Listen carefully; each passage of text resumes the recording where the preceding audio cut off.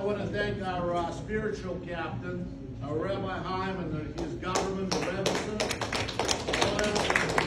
I want to thank all the sponsors, the commissioner for honoring us. Of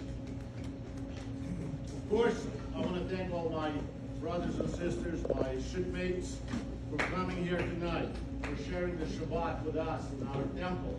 And of course, I want to thank especially the love of my life, our beloved Marine Corps.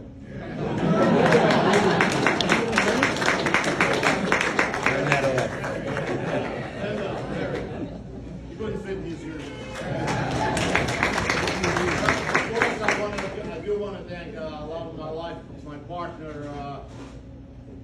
she's going to kill me. 40-some years, Irene, and we have a daughter who's a naval officer, who's a surface warfare officer, and a JAG officer. That's all our country needs is one more Jewish lawyer. But and all the surface warfare. And of course, another my lifetime partner is my sister, whose son is a Navy aviator, so he couldn't be here tonight because he's flying out there somewhere. And he's wearing my other uniform.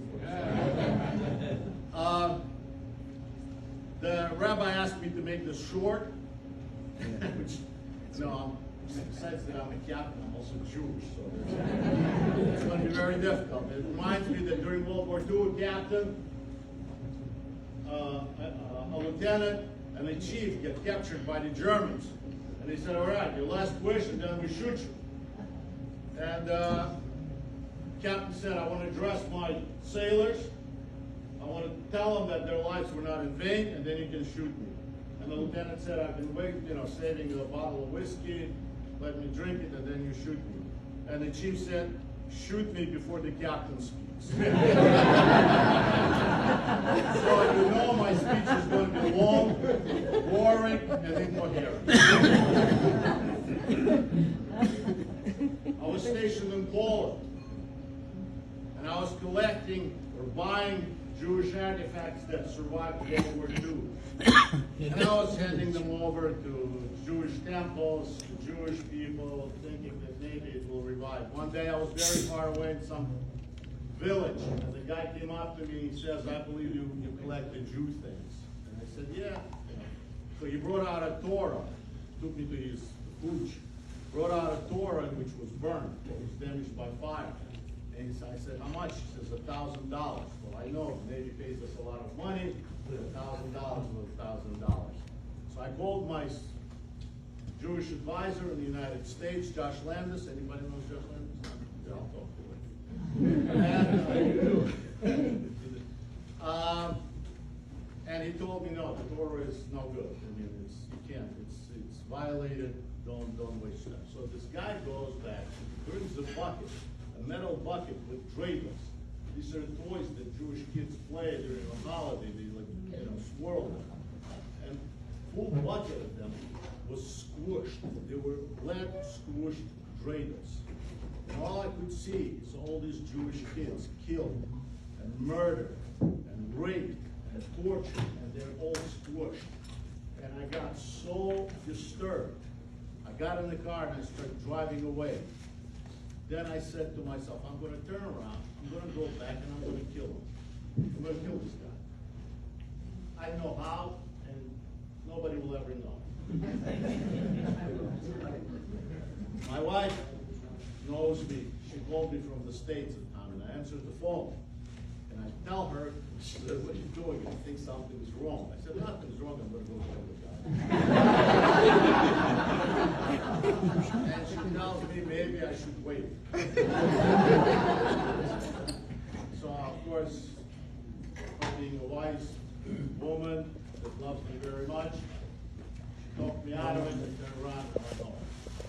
A few years later, I was in another place. Things were burning, and there was one building burning. I stopped by that building, I don't know why. And I realized it must have been a school or a library or something like that. And I stepped out of the car, and I stepped in the building. And we never pick anything up.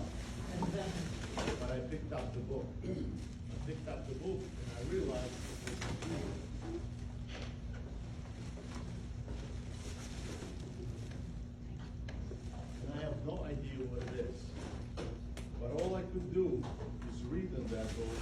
that's written here in ink. That ink is, because of wetness. It says ghetto. Litzmannstadt. Tettelbaum, Janchik. Tettelbaum, his last name Janchik, is the first Polish name. 17th of May, 1943.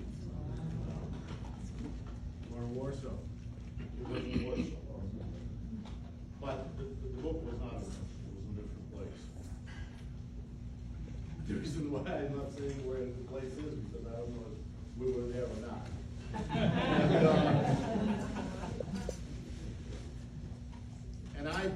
You ask me why am I telling you all this tonight? I think this book belongs to our temple. Why does this book belong to our temple? So people know why we wear this uniform. So this never happens to anyone, to the Chechens, to the Albanians, to the Tutsis, to the Jews, or to the Ukrainians today who are being murdered. Their children being burned.